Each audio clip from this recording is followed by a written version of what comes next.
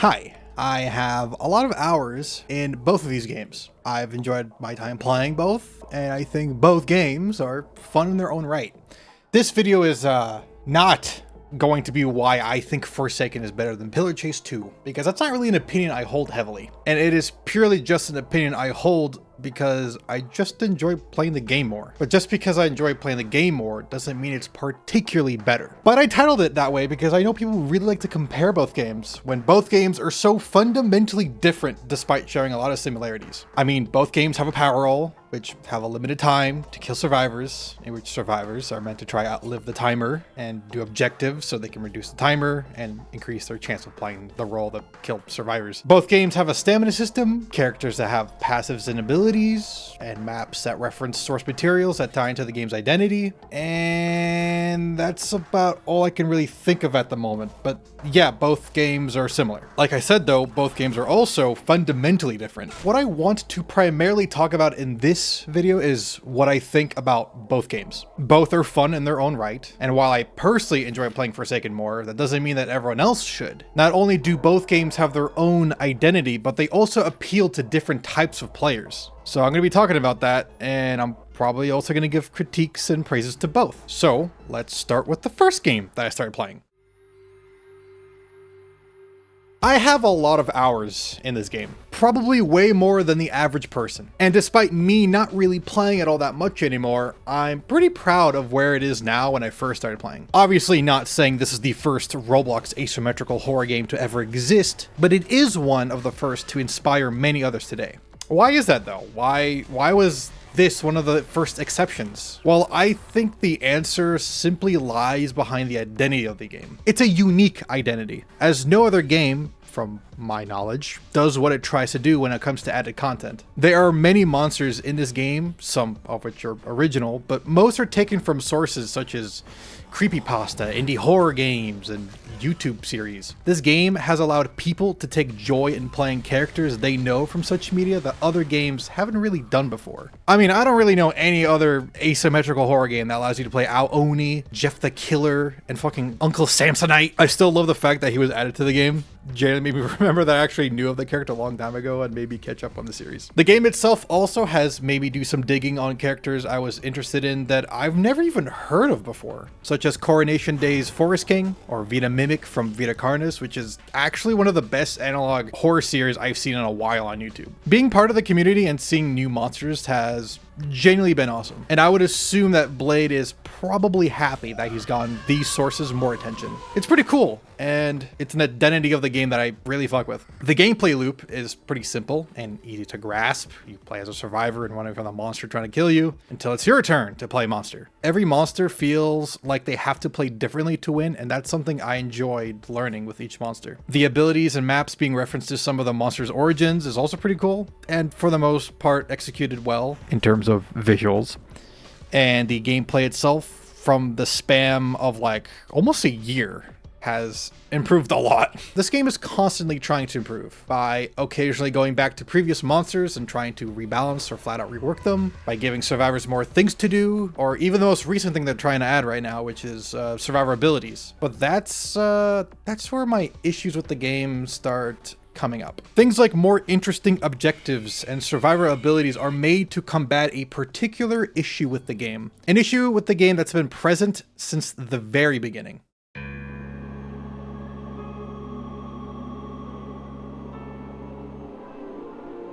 With a game where survivors don't have anything going for them, besides trying to outlive the timer and roaming the maps to do their set of objectives, this game is very much made to make playing the monster the fun aspect of the game. Because yeah, playing monster is fun. But having to essentially wait a long time to play monster, especially in bigger lobbies, you're forced to sit through the survivor games because that's the role you're going to be playing for the majority of the time. I'm going to try not talk about the issues too much in detail, as the survivor perks, abilities, whatever, is something that is still in development as of writing the script, but is presumably coming out very soon, which might possibly be enough to spice up the survivor gameplay for people to stick around. But that's like the go-to argument, yeah?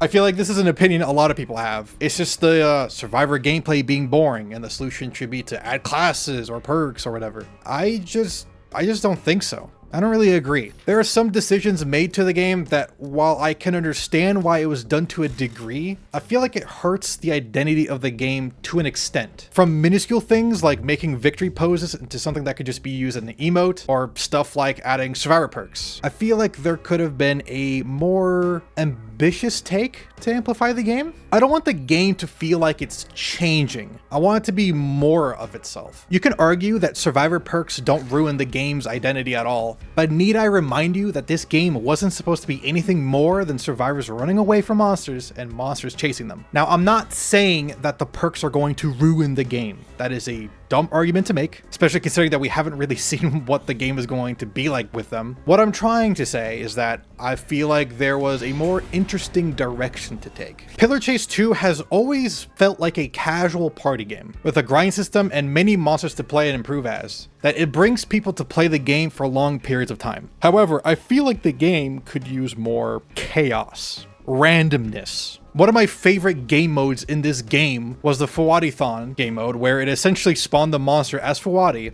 and anyone they killed became a Fawadi. It was removed, seemingly temporarily, but why don't we get more stuff like that? Not saying more game modes specifically, but why not experiment with stuff game modes like that achieve? Map hazards, random modifiers, stupid game modes, stuff that make people not want to take the game too seriously, and therefore have a lot more fun with it. Have every match just have random stuff happening so that the game feels less stale. These are things I've wanted for the longest time, and what I believe would amplify the game's identity. The game is very much played casually and mostly laid back, and I feel like it could be more chaotic and silly. Now, there are other issues at hand that I feel like should or will be addressed in time, but is important as it's been prevalent for an incredibly long time. Something that maybe not want to play the game as much are due to some monsters just not being that fun to go against. With a gameplay loop that revolves around unique monsters being played, the survivor experience is very much tied into how well a monster is implemented. Now, obviously, everyone has their own opinion on who's fun to go against, but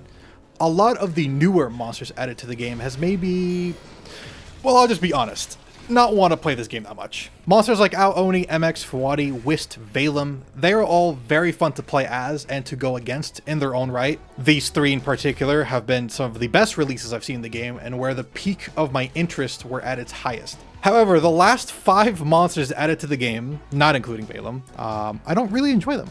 There was a time where I enjoyed playing as Inkfell, but his issues were never addressed in the way that I felt were positive. And he is absolutely much worse to go against in his current state. But all of these monsters, they just don't feel fun to go against. Usually I would over-exaggerate my hate a little bit for, comedic value, but I feel like a majority of people can agree that this dude in particular has objectively stained the game's player base, as no state of him, even currently, has been good. He has always either been asked to play as or asked to go against. Usually both. And because of how many EXE fans have infested this game's player base, every fucking game, he's just there. He's not fun to go against, and genuinely, one of the reasons why I stopped playing the game as much. It's not the main reason though. I don't think there's actually anything this game could have done to make me not swap interest to Forsaken, but again, I'll talk about that later. Now, of course, what I say can be viewed as subjective, and that's fine, but let's actually talk about the other issue with the monsters, and that's the balancing. I'll just say it, man. Some of these monsters, just not that fun to play, and it's because of how weak they can seem in a good chunk of lobbies. Of course, you can be a person who can win with every monster in the game. Good for you. But I'm thinking of like the average casual player, Someone who bought a new monster and tries to play them. Oni, for example.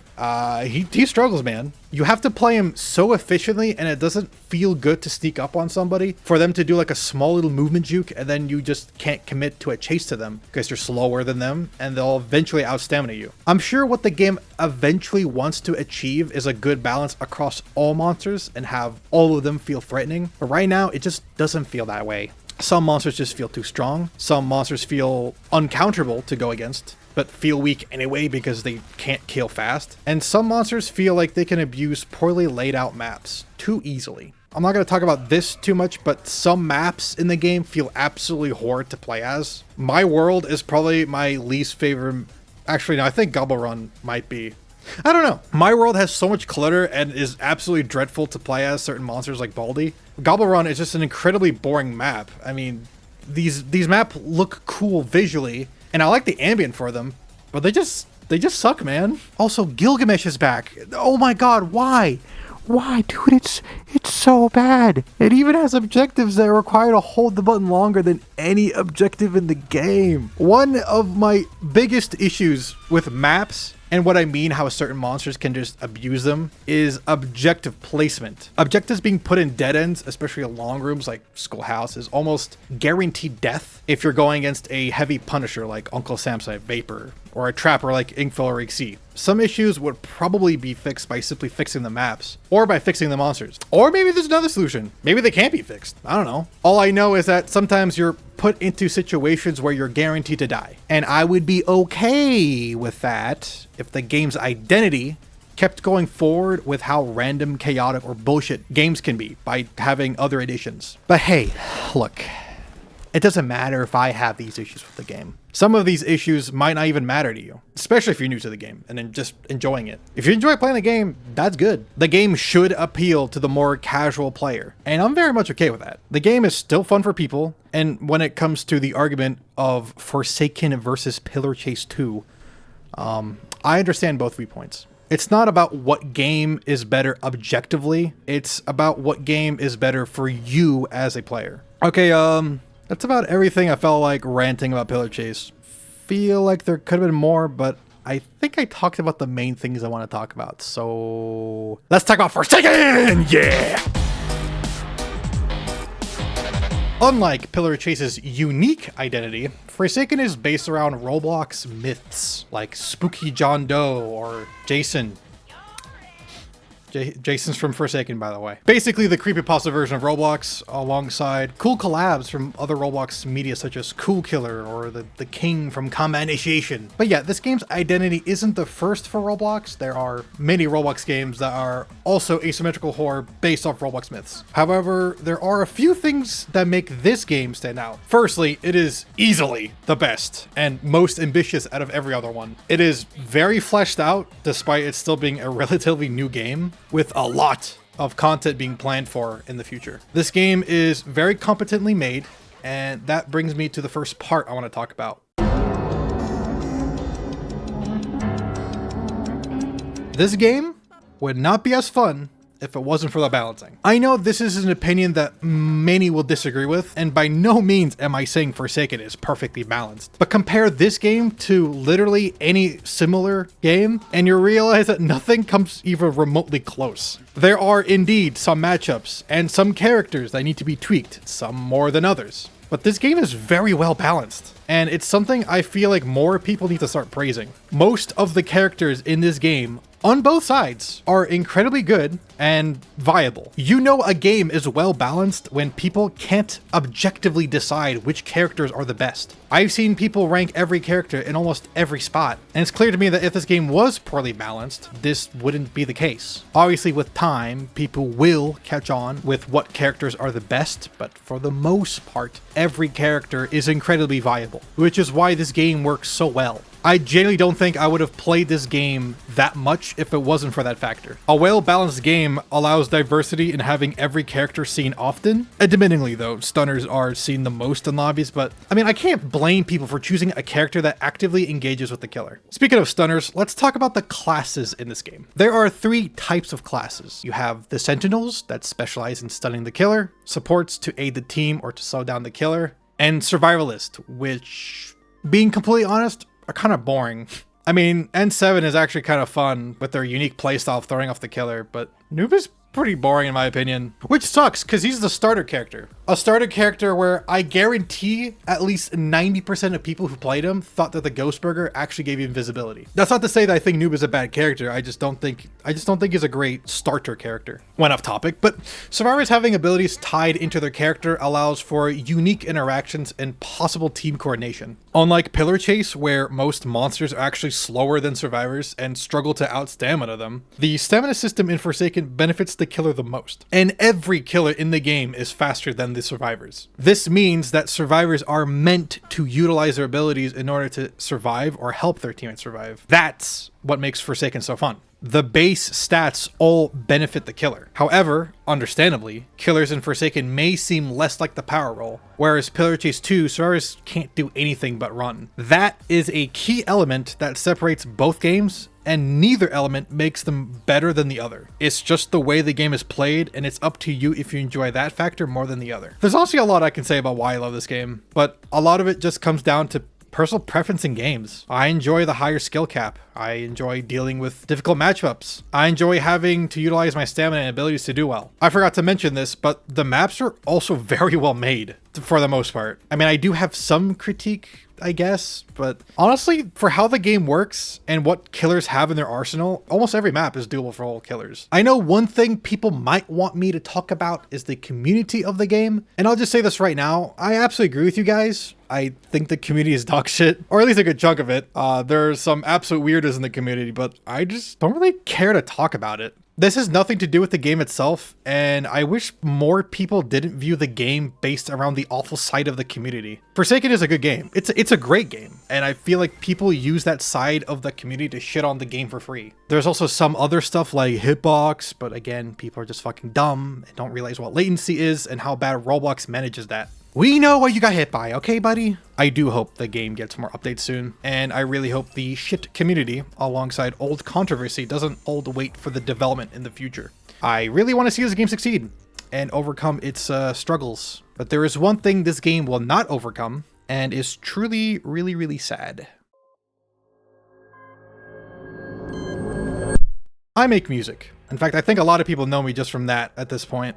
From the 2 songs I made for Pillar Chase to the songs I made for this game, I feel like the stuff I made here are much better. Pillar Chase has a really cool music identity, and I feel like I didn't really do it enough justice. People don't really talk about the Pillar Chase soundtrack because it's very well implemented. The chase music is made in a way that makes you feel dread, and when it comes to that game's identity, the music contextually fits in perfectly. When Forsaken first released, hell, before even technically released, something that really stood out to me was the music. It was made by a friend of mine, and it's just, well, I thought the music was perfect. Every track felt like it fit the game's identity in a really unique way that set it apart from other similar games. The best way I can describe it is by comparing it to like Block Tales, in which I think we could all agree has an incredibly charming soundtrack. Every song in Block Tales, despite it being made by different people, it was all made using sound fonts, and often used samples or mixed in with other genres, but it all felt like it fit in fantastically. You could listen to any of the soundtrack in Block Tales and feel like they all belong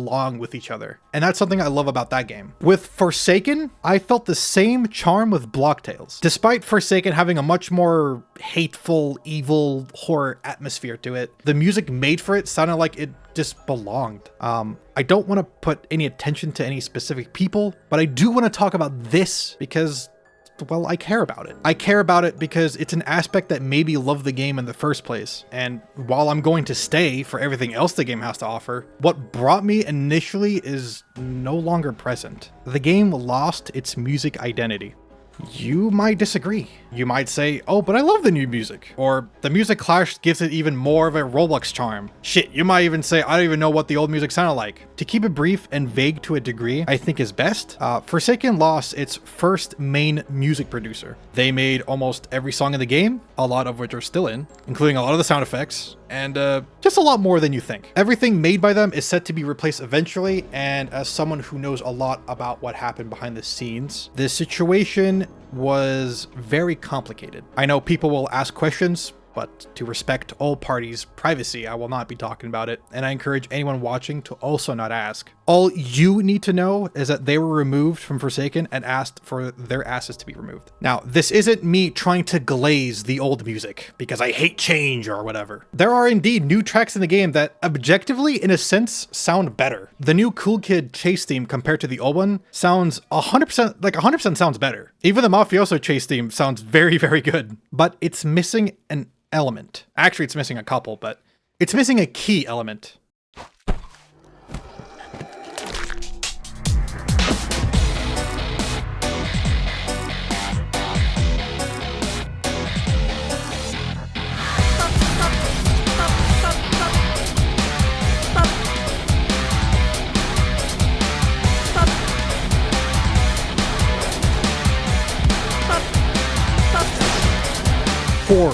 unease, hatred. It sounds very fundamentally different. Different is better? Maybe. But you can't deny that it's lost elements from the original. Elements that tie in the music identity this game once had. If you don't remember what they sounded like, or actually never heard of them before, there is an archive account you can check out in the description, where you can hear pretty much all of their scrapped music. Anyways, hopefully, if you do hear them, or remember hearing them, you could understand what I mean by the element of the music, like the general vibe of it. This is a general aspect of the music that is no longer prevalent in the music now, and that is something that's not gonna change. Trust me when I say this. I'm not hating on the music currently made in the game. I'm really not. I don't know, I just wish people respected the old stuff for what it actually was. So many people didn't even care about it. I actually often seen people talk shit about it, even when it was still in game. People think that just because music stands out, it sounds better. No, that's not how that works. I felt as the old music contextually fit the game almost perfectly, but hey, that's just my opinion. You can have whatever opinion you want. Shit, you're probably gonna hate me for my opinion. I, however, don't really care. I've been meaning to talk about this for a while, and I've pretty much said all I wanted to say. So is Forsaken better than Pillar Chase? No, I enjoy Forsaken more, but that doesn't mean Pillar Chase is worse. Both games are fundamentally different and appeal to different crowds. Can we stop comparing them now? I'm not even going to ask you guys to give your opinions on which game is better as a joke, because I'm tired, boss.